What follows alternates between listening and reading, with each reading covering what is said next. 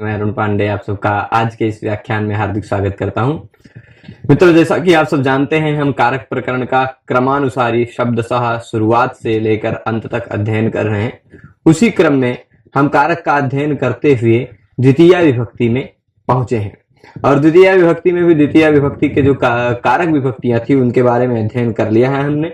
द्वितीय विभक्ति के उपपद विभक्ति जो भी अभितः परितः समयानिक्षा इत्यादि सूत्र थे उनका भी अध्ययन कर लिया। कर्म प्रवचनीय के आधार पर जो द्वितीय विभक्ति होती है या कर्म प्रवचनीय संज्ञा के आधार पर और जो कार्य होते हैं उन सबको हम पढ़ रहे हैं। कर्म प्रवचनीय के पहले भाग में हमने इससे पहले अध्ययन करते हुए ये जाना था कि कर्म प्रवचनीय संज्ञा जहां होती है वहां कर्म प्रवचनीय संज्ञा के योग में द्वितीय विभक्ति होती है। अंतिम सूत्र हमने देखा था उपोधिकेच। वो कहता अधिक अर्थ और हीन अर्थ, इन दोनों अर्थों में उप की कर्म प्रवचनीय संज्ञा होती है और उप की कर्म प्रवचनीय संज्ञा होने के बाद क्या कहा था, अधिक अर्थ और हीन अर्थ में उप की कर्म प्रवचनीय संज्ञा होती है और कर्म प्रवचनीय संज्ञा होने के बाद फिर क्या होगा, अधिक अर्थ में होगा तब तो सप्तमी होगी, हीन अर्थ रहने पर क्या होता है, उपहरिम सुराह। यह उदाहरण हमने देखा था, है ना। तो अब आगे देखिएगा, यहां पर समझने वाली बातें कुछ आ रही हैं। कर्म प्रवचनीय संज्ञा के बारे में जानते हुए आप एक दो चीजें और एक्स्ट्रा जान ही लीजिए। वो एक्स्ट्रा जानने वाली बातें क्या हैं आप सबके लिए। एक बात तो यह हो जाएगी कि कर्म प्रवचनीय संज्ञा के फलस्वरूप हमेशा द्वितीय विभक्ति होती है, ये बात नहीं है। ठीक, पहली बात कि हमेशा कर्म प्रवचनीय संज्ञा के फलस्वरूप द्वितीय विभक्ति ही होती है, ऐसा कोई बात नहीं। द्वितीय के सिवाय भी विभक्तियां हो जाती हैं, तृतीया भी आएगी, पढ़ेंगे, आप पंचमी भी देखेंगे, सप्तमी भी देखेंगे। दूसरी बात कि कर्म प्रवचनीय संज्ञा होने के बाद विभक्ति ही होती है, ऐसा नहीं है। कर्म प्रवचनीय संज्ञा के और भी कुछ कुछ फल हैं। द्वितीय विभक्ति कब होगी, जब युक्त होगा, तब कर्म प्रवचनीय से युक्त होगा उस शब्द में द्वितीय होगी। जब ऐसा आ जाए कि कुछ युक्त न रह जाए कर्म प्रवचनीय से, तो द्वितीय विभक्ति नहीं होगी। तो कर्म प्रवचनीय संज्ञा का फल क्या है, तो फिर कर्म प्रवचनीय संज्ञा का एक और फल है।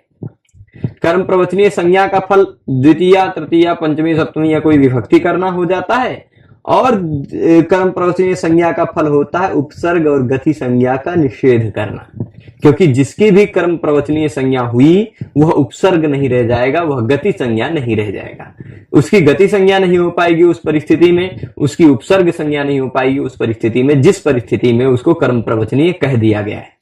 भाई मान लीजिए अपी है, उसको किसी परिस्थिति में कह दिया गया कि यह कर्म प्रवचनीय है, तो उस परिस्थिति में वह अपी उपसर्ग नहीं रह जाएगा। यही इसका निष्कर्ष है। चलिए, तो अब आगे कुछ सूत्र देखते हैं। जिन सूत्रों को हमने देख लिया था उन्हीं के आगे को आएंगे। सूत्र आप दिख रहा होगा आप सबको, लक्षणेत्थम भूताख्यान भाग विवक्षा सुप्रतिपर्य नमः। लक्षण अर्थ, इत्थम भूताख्यान अर्थ, भाग अर्थ, विवक्षा अर्थ, इन चारों अर्थों में प्रति, परि, अनु ये तीनों अगर आते हैं तो इन तीनों की कर्म प्रवचनीय संज्ञा हो जाती है। ठीक है, लक्षण अर्थ, इत्थम भूताख्यान अर्थ, भाग अर्थ और विवक्षा अर्थ, इन चारों अर्थों में देखिए यहां दिख रहा होगा लक्षण, इत्थम भूताख्यान, इत्थम भूताख्यान, ये इतना बड़ा एक ही अर्थ है, भाग और विवक्षा। इन चारों अर्थों में कौन कौन, प्रति, परि, अनवह। यहां प्रति, परि, अनवह में आपको ये तीनों चीज दिखना चाहिए। पहले ये तीनों चीज बता देता हूं। प्रति दिखा होगा, फिर उसके बाद आपको एक और दिखेगा परि, और फिर उसके बाद आपको दिखेगा अनु। तो जैसे भानु का भानवह बन जाता वैसे अनु का अनवह बन जाएगा। ये सिंपल बात है, सबको समझ में आती है ना। भानु का जैसे भानवह बनता वैसे अनु का अनवह, ये चलेगा। तो प्रति, परि, अनवह, प्रति, परि जोड़ देंगे तो प्रति, परि हो गया, ये तो कोई संधि की जरूरत ही नहीं। परि और अनु में जो ई है उसके स्थान पे यह हो जाएगा। परि और अनु की जब संधि करने जाएंगे तो ई के स्थान पे यह हो जाएगा, र हो जाएगा आधा, और ई के स्थान पे आएगा या, वो उस पे चढ़ा जाएगा, तो पर्य आधा होगा, उसमें अनु जुड़ जाएगा। प्रतिपर्यनु, प्रतिपर्यनु, उसी का बहुवचन प्रतिपर्यनवः। ठीक, तो प्रतिपर्यनवः में आप क्या क्या निकाल लेंगे, प्रति, परि और अनु। ठीक है, ये तीन जो हैं आप 22 उपसर्गों में इनको तीनों को सुना होगा आपने। प्रति को भी सुना होगा, परि को भी सुना होगा, अनु को भी सुना होगा। ये क्या कह रहा है कि भाई प्रति, परि, अनु ये तीनों यदि लक्षण अर्थ में हो, कितने अर्थों में बता रहा है, 4 अर्थों में। एक हो गया लक्षण, 2 हो गया इत्थम भूताख्यान, तीसरा हो गया भाग और चौथा हो गया वीप्सा। इन 4 अर्थों में प्रतिपर्यनवः, प्रति, परि और अनु हो तो कर्म प्रवचनीय कहलाते हैं। ठीक है, प्रति, परि और अनु इन तीनों अर्थों में होने पर कर्म प्रवचनीय कहलाते हैं। ये बात क्लियर है। अब देखिए यहां लिखा है, यही बात यहां वृत्ति में भी मिल जाएगी। एष्वर्थेषु विषय भूतेषु प्रत्यादय उक्त संज्ञा स्युः। एष्वर्थेषु, इन अर्थों में, साफ साफ नहीं कह रहे किन अर्थों में, खाली कह रहे हैं इन अर्थों में। भाई किन अर्थों में ये आपको स्वयं जान लेना है। एष्वर्थेषु विषय भूतेषु, इन अर्थों में ये अर्थ यदि विषयभूत हो, इन अर्थ, ये अर्थ यदि प्रति इत्यादियों के विषय हों, यानी प्रति इत्यादियों के अर्थ हों, ये अर्थ अगर विषयभूत हो तो प्रति इत्यादि उक्त संज्ञक होते हैं। उक्त संज्ञक मतलब ऐसी संज्ञा होती है प्रति इत्यादि की जो संज्ञा पहले से ही कही जा चुकी है। कही जा चुकी है मतलब जिन संज्ञा के बारे में हम पहले ही बता चुके हैं। कौन सी संज्ञा का प्रसंग चल रहा है, इससे पहले के सारे सूत्रों में आप देखेंगे ये 90 नंबर का सूत्र आया, इससे पहले के कई सूत्रों में आपने देखा होगा कर्म प्रवचनीय संज्ञा का ही प्रसंग चल रहा है ना। तो कर्म प्रवचनीय संज्ञा का ही प्रसंग चल रहा है यदि, तो कौन सी संज्ञा होगी, कर्म प्रवचनीय संज्ञा होगी। किनकी, इन अर्थों में होने पर ही होगी। किनकी होगी, प्रत्यादय, प्रति इत्यादियों की। किन अर्थों में, लक्षण अर्थ, इत्थम भूताख्यान अर्थ, भाग अर्थ और वीप्सा अर्थ।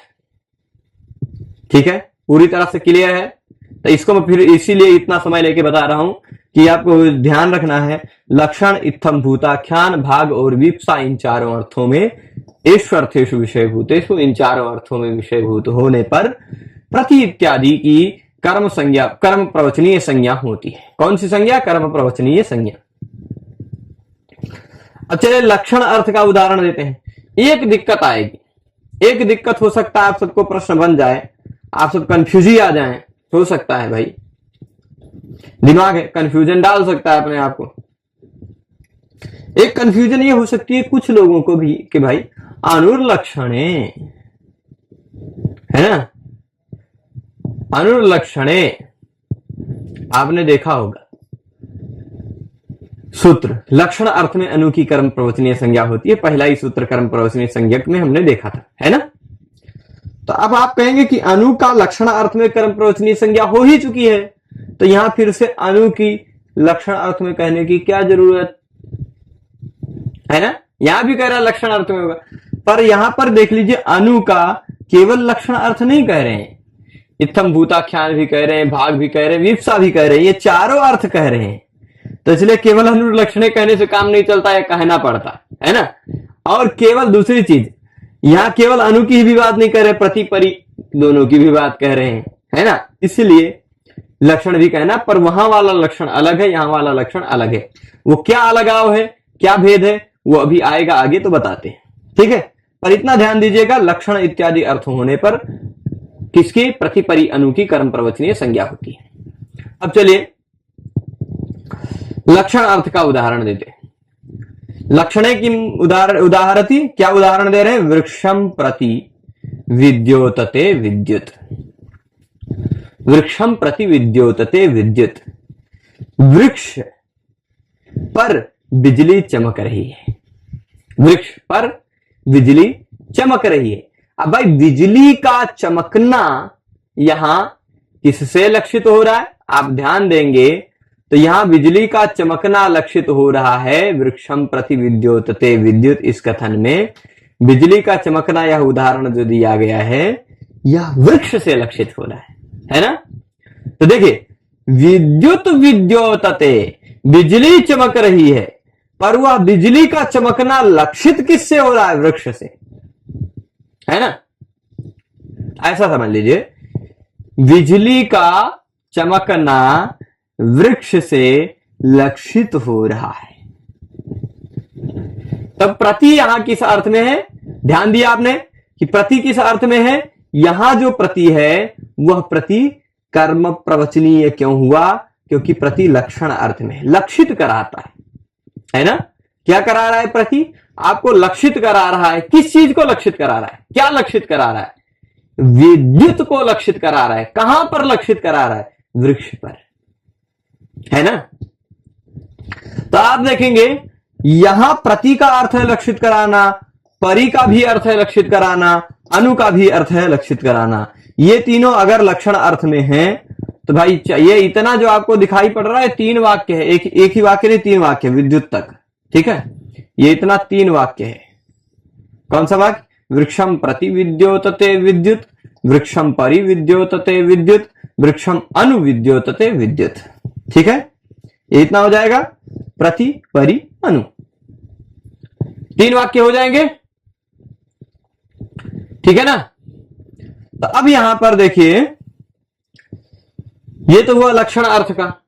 यहां प्रति परि अनु ये तीनों लक्षित करने के अर्थ में। आप ये विशेष ध्यान रखिएगा, 4 प्रकार के यहां उदाहरण दिए जाएंगे। कौन सा लक्षण अर्थ का है, कौन सा इत्थम भूताख्यान का है, कौन सा भाग का है, कौन सा विप्सा का है, ये चारों बहुत विशेष ध्यान देना है। हम इसी एक ही पाठ में, भले पाठ लंबा हो जाए, पर जितने कर्म प्रवचने सूत्र के सूत्र बचे उन सभी को खींचने का प्रयास करेंगे, सभी को समाप्त करने का प्रयास करेंगे।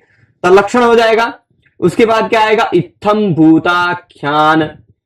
देखिए लक्षण अर्थ का उदाहरण क्या होगा? वृक्षम प्रति विद्योतते विद्युत, वृक्षम परि विद्योतते विद्युत, वृक्षम अनु विद्योतते विद्युत। तीनों उदाहरणों में आपको ध्यान देना है कि वृक्ष से बिजली का चमकना लक्षित हो रहा है। बिजली चमकी, वृक्ष पर गिरी, बिजली का चमकना यहां किससे लक्षित कर रहे हैं? उदाहरण देता, उदाहरण देने वाले, उदाहरण करता, उद्धरता क्या कह रहे हैं?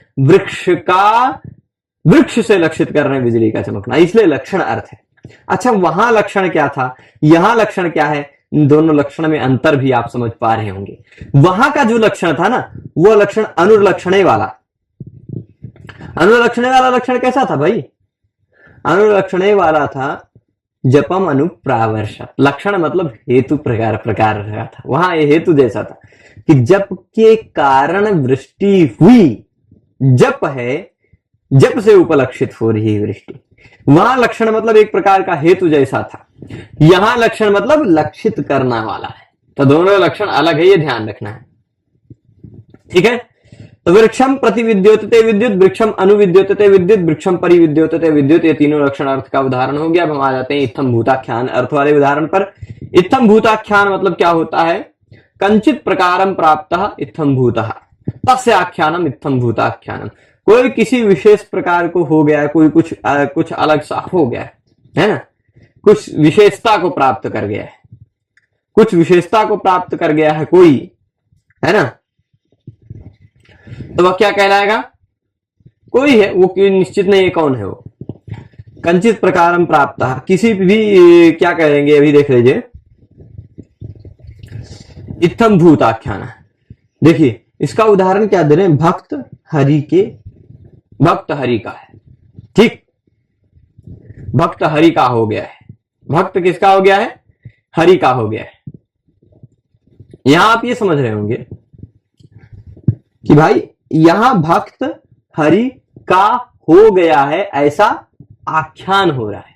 इत्थम भूत, वो इत्थम भूत मतलब वह भक्त हरि का हो गया है, भक्त हरि का हो गया, इस प्रकार हो गया, इस प्रकार हो गया मतलब वो कोई भी व्यक्ति किसी भी विशेषता को प्राप्त कर गया हो, उसका आख्यान करना इत्थम भूताख्यान कहलाता है। अब भक्त हरि का हो गया है, तो भक्त हरि का हुआ है, यहां आप कह रहे हैं वह किसी विशेषता की बात कर रहे हैं, कोई विशेष बात कह रहे हैं उस भक्त का, है ना। तो वह भक्त विष्णु का बन गया है, भक्त विष्णु का हो गया है। तो यहां ऐसा कहने पर, ऐसा आख्यान करने पर प्रति परि अनु इन तीनों का प्रयोग करेंगे तो वह इत्थम भूताख्यान का उदाहरण हो जाएगा।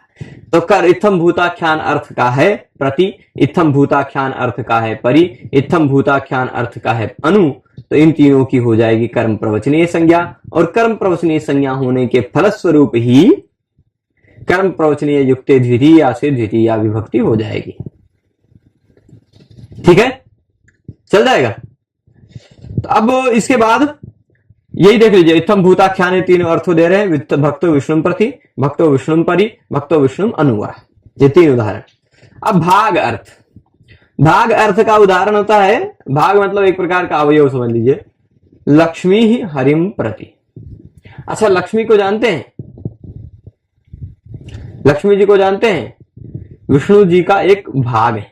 कहा जाता है कि पत्नी पति की अर्धांगिनी होती है, यानी आधा भाग मान लीजिए, या ऐसा कहते हैं वक्षस थल में जिसके श्री रहती है, श्री यस्यास्ति वक्षसी, श्री यस्य वक्षसी अस्ति, जिसके वक्ष में श्री है। तो अब देखिएगा, यहां पर मैं बता रहा था कि आप यहां देखिए, श्री इनके हृदय भाग में है, भाग है। तो लक्ष्मी हरिम प्रति, लक्ष्मी हरि के भाग है, लक्ष्मी हरि के अंश है ना। तो लक्ष्मी हरिम प्रति, लक्ष्मी हरि के भाग है। यह प्रति का अर्थ क्या हुआ, भाग अर्थ है कि नहीं, लक्षण अर्थ हो, इत्थम भूताख्यान अर्थ हो, भाग अर्थ हो या विप्सा अर्थ हो, चारों अर्थ आपको पकड़ना है। तो यहां भाई, यहां कौन सा अर्थ है, भाग अर्थ है, लक्ष्मी हरि की, लक्ष्मी हरि का भाग है, लक्ष्मी हरि का भाग है। यह भाग अर्थ साफ साफ कहा जा रहा है। भाग अर्थ होने पर प्रति की कर्म प्रवचनीय संज्ञा होगी, भाग अर्थ होने पर परि की कर्म प्रवचनीय संज्ञा होगी। तो लक्ष्मी ही हरिम परि है ना, लक्ष्मी ही हरिम परि, ऐसा भी हो जाएगा। फिर उसके बाद लक्ष्मी ही हरिम अनु, ऐसा भी प्रयोग कर सकते हैं। तो कर्म प्रवचनीय संज्ञा होगी, प्रति की कर्म प्रवचनीय संज्ञा होगी, परि की कर्म प्रवचनीय संज्ञा होगी, अनु की, इन तीनों की कर्म प्रवचनीय संज्ञा होने के बाद कर्म प्रवचनीय युक्त द्वितीया से हरि की द्वितीया विभक्ति हो जाएगी। क्योंकि भाग से युक्त कौन है भाई, प्रति का अर्थ हुआ भाग, परि का अर्थ हुआ क्या, परि का भी अर्थ हुआ भाग, उस भाग से युक्त कौन है, हरि। किसका भाग है, लक्ष्मी है ना। तो कर्म प्रवचनीय युक्ते द्वितीया से द्वितीया विभक्ति हो जाएगी। फिर इसके बाद आगे देख लीजिए, हरेर भागा इत्यर्थ। हरिम प्रति का तात्पर्य क्या लेगा, हरिम प्रति जो है, या हरिम अनु है, या हरिम परि है, प्रति परि अनु तीनों, यही तीनों को लेना है। तो यहां हरिम परि, हरिम प्रति, हरिम अनु, इन तीनों का अर्थ आप क्या लेंगे, इन तीनों का अर्थ आप लेंगे कि हरि के भाग हैं। ठीक है, अच्छा चलिए, विप्सा, विप्सा क्या होती भाई, विप्सा का तात्पर्य आपको बता दे तो कोई एक ही शब्द को दो बार कहा जाना विप्सा कहलाता है। ठीक है, क्या कहलाता है, दो बार कोई एक चीज कहा जाए वही है विप्सा। तो यहां विप्सा को लेंगे, अभी देख लीजिए, वृक्षम वृक्षम प्रति, अथवा वृक्षम वृक्षम परि, अथवा वृक्षम वृक्षम अनु सिंचति।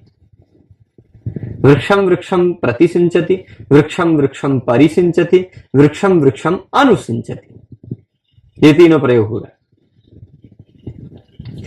यहां वृक्षम वृक्षम दो बार कहा गया, यही विप्सा की पहचान है। कोई भी एक ही शब्द दो बार कहा जाए वो विप्सा है। ठीक है, तो वृक्षम वृक्षम प्रति ये विप्सा है। विप्सा अर्थ के बाद या विप्सा अर्थ में विप्सा प्रयोग किया गया दो बार कोई हो तो उसी को विप्सा कहा जाता है। ये विप्सा की यही पहचान है। इस विप्सा अर्थ में यहाँ प्रति परि अनु का प्रयोग है, इसलिए वृक्षम वृक्षम द्वितीया लग जाएगी कर्म प्रवचनीय युक्त द्वितीया से। ठीक है, तो वृक्षम वृक्षम प्रति, अथवा वृक्षम वृक्षम परि, अथवा वृक्षम वृक्षम पर अनु, ये तीनों हो जाएगा सिंचति, सिंचता है। अब देखिएगा आगे, अत्रोपसर्गत्वाभावात् नशत्वम, यहां मेन चीज देखिए। मैं आपको एक चीज और क्लियर करा दूं, क्लियरिटी हो जानी चाहिए आप सबको, कि हर एक जगह पर कर्म प्रवचनीय संज्ञा होने का फल द्वितीया विभक्ति होना ही नहीं है। कभी कभी कर्म प्रवचनीय संज्ञा होने के फलस्वरूप कुछ और कार्य दिखाई पड़ते हैं। ठीक है, क्या कार्य दिखाई पड़ते हैं कर्म प्रवचनीय संज्ञा होने के फलस्वरूप, तो कर्म प्रवचनीय संज्ञा होने के फलस्वरूप कभी कभी ऐसा दिखाई पड़ता है कि उपसर्ग संज्ञा नहीं हो पाती या गति संज्ञा नहीं हो पाती। कौन सी संज्ञा नहीं हो पाती, उपसर्ग संज्ञा या गति संज्ञा। तो उपसर्ग संज्ञा और गति संज्ञा के ना हो पाने के कारण उपसर्ग नहीं है, इसलिए यह परिसिंचति में श को मूर्धन्य श, ये क्या कह रहे हैं यहां पर, परिसिंचति अथवा प्रतिसिंचति अथवा अनुसिंचति, यहां पर श को मूर्धन्य श नहीं हो पाया। ठीक है, जो स है सिंचति, उसको सिंचति नहीं हो पाया। अच्छा, उपसर्ग होता ना, ये बात ध्यान रख रहे हैं, आप समझ रहे हैं, उपसर्ग संज्ञा होती यदि, तो उपसर्ग संज्ञा हो जाने पर ये गति संज्ञा नहीं रहता, या ये क्या कहते हैं, ये कर्म प्रवचनीय संज्ञा नहीं रहता, क्योंकि कर्म प्रवचनीय संज्ञा किया किस लिए गया है, कर्म प्रवचनीय संज्ञा जहां भी होती है वहां उसका यही फल है। क्या फल है? कर्म प्रवचनीय संज्ञा का यह फल है कि गति संज्ञा ना हो पाना।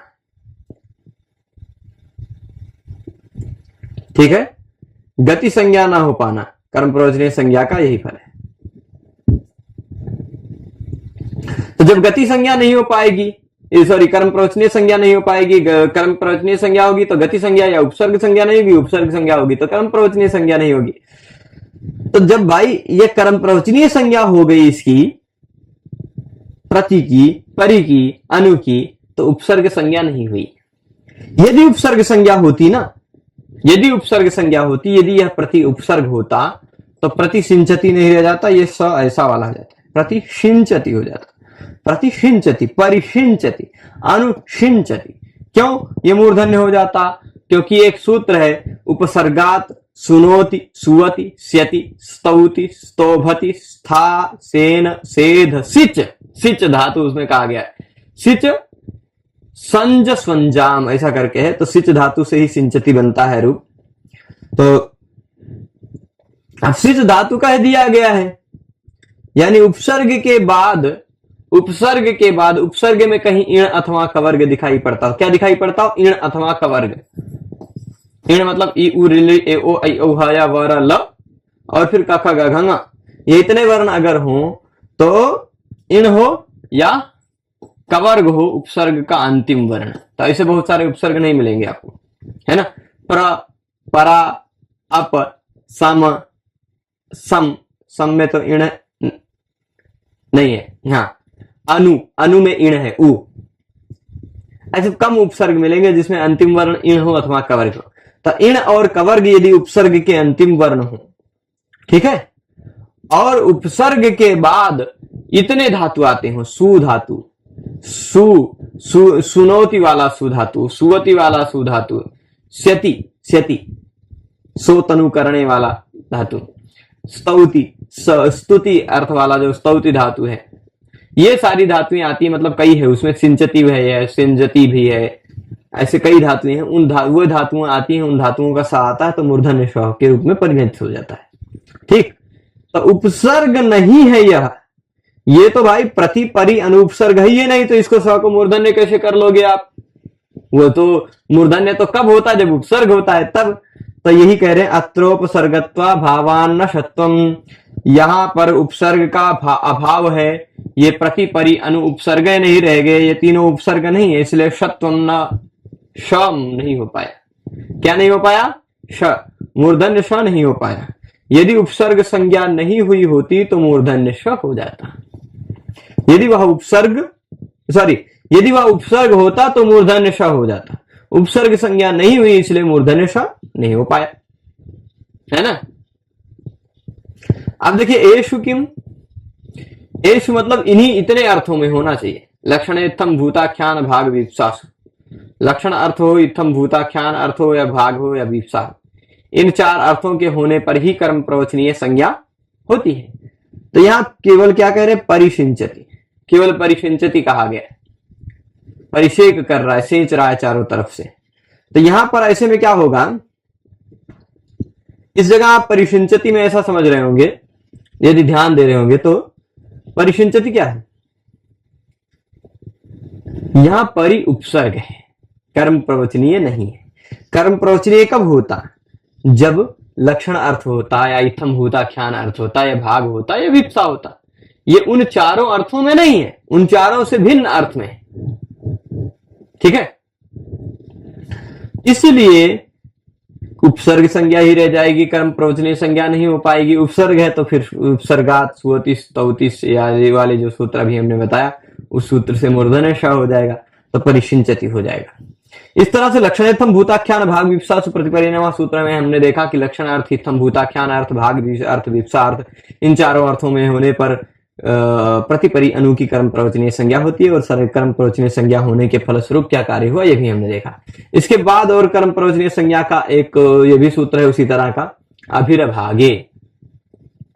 कौन सा सूत्र है? अभिरभागे। ये क्या कहता है भाई? अभि ही अभागे। क्या कहता है? अभि ही अभागे। इसका क्या तात्पर्य है? भाग वर्जिते। अच्छा, इससे पहले वाला सूत्र आप देखिए, ये 91 नंबर है। ये लक्षणेत्थम भूताख्यान जो हमने देखा अभी वो 90 नंबर सूत्र आप देख लीजिए, 1490 दिख रहा होगा यहाँ, 1490। तो ये 90 नंबर सूत्र है। अभिरभागे कौन से नंबर का सूत्र है भाई? ज्यादा ऊंचे मत जाओ। अभिरभागे आपको दिख रहा होगा ये 1491 नंबर का सूत्र है, यानी वह लक्षणेत्थम भूताख्यान भाग विश्वास प्रतिपरिणाम सूत्र के तुरंत बाद का। तो आप जानिए वह कितने अर्थ में करता था?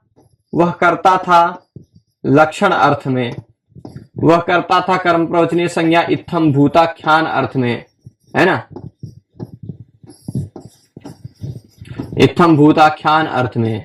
वह करता था कर्म प्रवचनीय संज्ञा भाग अर्थ में और वीप्सा अर्थ में।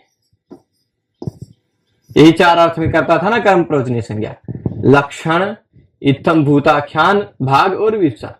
इन 4 अर्थों में कर्म प्रवचनीय संज्ञा वह सूत्र करता था, उस सूत्र के द्वारा होता था। अब यहां पर यह कह रहा अभी ही, अभी की भी कर्म प्रवचनीय संज्ञा होती है, पर कहां? अभागे, भाग अर्थ में नहीं, बाकी तीनों अर्थों में होगी। भाई बाकी तीनों अर्थ ऊपर के सूत्र से आ ही रहे। भाग वर्जिते, भाग वर्जे, भाग वर्जित यानी बाकी तीनों अर्थों में होगा। अभी यदि लक्षणार्थ में हो तो कर्म प्रवचनीय संज्ञा होगी, अभी यदि इत्थम भूताख्यान अर्थ में हो तो कर्म प्रवचनीय संज्ञा होगी, अभी यदि वीप्सा अर्थ में हो तो भी कर्म प्रवचनीय संज्ञा होगी। भाई जिन अर्थों में प्रति परि अनु की कर्म प्रवचनीय संज्ञा की परिचर्चा अभी की गई है, उन्हीं अर्थों में अभी की भी कर्म प्रवचनीय संज्ञा होगी, पर अभागे, भाग अर्थ में नहीं, भाग से भिन्न अर्थों में। ठीक है, ये बात क्लियर है? तो अब भाग अर्थ नहीं रहेगा, बाकी सारे तीनों अर्थ रहेंगे। लक्षण अर्थ, इत्थम भूताख्यान अर्थ और वीप्सा अर्थ, इन तीनों अर्थों में कर्म प्रवचनीय संज्ञा हो जाएगी। किसकी? अभी की। ये अभी कौन है? 22 उपसर्गों में इनका, इसका भी नाम सुना होगा आपने, कभी ना कभी सुना होगा, है ना। तो कर्म प्रवचनीय संज्ञा कर देते हैं। भाग वर्जे लक्षणादाव अभी उक्त संज्ञा से, भाग वर्जित लक्षण इत्यादि में अभी की उक्त संज्ञा होती है। अभी की उक्त संज्ञा होती है मतलब कौन सी संज्ञा होती है भाई? जो संज्ञा उक्त है, जो संज्ञा अभी पहले ही कही जा चुकी है, ऐसी कोई एक संज्ञा होती है। चलिए ठीक है, जैसे उदाहरण देंगे, हरिम अभिवर्तते, हरिम अभिवर्तते, ये लक्षण अर्थ है। भक्तो हरिम अभि, या क्या करें, वह हरि की तरफ है, हरि के सम्मुख है या हरि की तरफ है, तो हरि से लक्षित किया जा रहा है वह कोई व्यक्ति। ठीक है, हरिम अभिवर्तते, वह जो है ना, वह हरि से लक्षित किया जा रहा है। तो यहां अभी जो है ना, हरि का से लक्षित है वह, ऐसा है। तो यहां जो अभी है वह लक्षण अर्थ में, किस अर्थ में है? लक्षण अर्थ में है। लक्षण अर्थ में अभी है, उसकी कर्म प्रवचनीय संज्ञा हो गई। किससे? अभिरभागे से। भाग से भिन्न अर्थ होना चाहिए, तो भाग से भिन्न अर्थ है, कर्म प्रवचनीय संज्ञा हो जाएगी, कोई आपत्ति नहीं आएगी। तो क्या हो गया? भक्ता हरिम अभि। अब अगला भक्ता हरिम अभि, ये उदाहरण आप देख रहे हैं, जैसे भक्ता हरिम प्रति था, जैसे भक्ता हरिम परि था, जैसे भक्ता हरिम पर अनु था, वैसे ही यह भक्ता हरिम अभि भी याद रख लीजिए। ये भी किस अर्थ का है? ये इत्थम भूताख्यान अर्थ का है। भाग अर्थ होना नहीं था, विप्सा अर्थ में दे देंगे देवम देवम अभिसिंचति। देवम देवम विप्सा है ना। तो लक्षण, इत्थम भूताख्यान और विप्सा, इन तीनों अर्थों में हो गई कर्म प्रवचनीय संज्ञा अभी की। ठीक है, चलिए आगे चलते हैं। यहां प्रश्न पूछ रहे हैं अभागे किम, अभागे क्यों, भाग अर्थ में नहीं होना चाहिए, ऐसा आप क्यों कह रहे हैं? भाग अर्थ होता तो क्या हो जाता, है ना। भाग अर्थ होता तो क्या हो जाता, क्या दिक्कत पड़ जाती भाई? तो कहेंगे भाग अर्थ होने पर दिक्कत पड़ जाती है। क्या? देखिए, यदत्र मम अभिष्यात तद्दीयताम, जो यहां पर मेरा भाग है ना। देखिएगा, मैं एक एक अर्थ का बता रहा हूं। यत मतलब जो, अत्र मतलब यहां पर, मम मेरा, अभि यानी भाग है, स्यात मतलब है, तत् वह, दीयताम दो, जो यहां पर मेरा भाग है वह मुझे दो, जो यहां पर मेरा भाग है वह मुझे दो, यह तात्पर्य होगा। यदत्र मम अभिस्यात् तत् दीयताम, जो यहां पर मेरा भाग है वह मुझे दो, ये तात्पर्य होगा। बुरी तरह से आसान है ना। तो यहां अभी का अर्थ क्या है? भाग। भाग अर्थ इसलिए कर्म प्रवचनीय संज्ञा नहीं होगी। कर्म प्रवचनीय संज्ञा नहीं होगी यानी उपसर्ग संज्ञा हो जाएगी। तो अभिष्यात में देख लीजिए स्वमूर्धन्य होगा उपसर्ग के कारण। उपसर्ग प्रादुर्भ्याम अस्तिर यच्परः, उपसर्ग प्रादुर्भ्याम अस्तिर यच्परः, यह एक नियम है। कौन सा नियम है मैं लिख देता हूं। उपसर्ग प्रादुर्भ्याम अस्तिर यच्परः,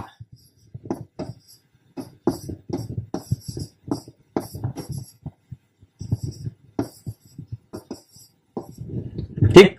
ये क्या कहता है? उपसर्ग अथवा प्रादुः, कोई उपसर्ग हो अथवा प्रादुः शब्द है, प्रादुर्भाव इत्यादि में जो प्रादुः है वो उपसर्ग हो अथवा प्रादुः शब्द हो, इनके बाद अस धातु, अस धातु का स हो, पर वह स यच परक हो। यच परक मतलब उस स के तुरंत पर में य अथवा अच हो। तो यहां देखिए, अस धातु का स है, किसके बाद? उपसर्ग के बाद। उपसर्ग के बाद हो अथवा प्रादु के बाद हो, क्या हो? अस धातु का स हो। तो यहां है अस धातु का स था, स्यात था। कैसा था? ऐसा देख लीजिए, लिख देता हूं, अभी और स्यात, ऐसा था। ये उपसर्ग है, उसके बाद अस धातु का स है। उपसर्ग अथवा प्रादुर के बाद अस्ति यानी अस धातु का स हो, और वह अस धातु का स यच परक हो, यानी उस स के तुरंत पर में या अथवा अच हो, या अथवा अच, यहां यह है। तो ऐसा अगर यदि संति होता, संति, तो ये स के तुरंत बाद अ है, वो अच है। या पर में हो स के अथवा अच पर में हो या के, स के पर में या अथवा अच, तो वह स कैसा माना, वह स कैसा माना जाता? यच परक, यच परक। तो यच परक जो अस्ति है, अस धातु है, उस अस्ति धातु, अस धातु के स के स्थान पे मूर्धन्य हो जाता है अभिष्यात, उपसर्ग होने के बाद, है ना। चलिए आगे चलते हैं। उपसर्ग प्रादुर्भ्याम अस्तिर यच परः, ठीक है।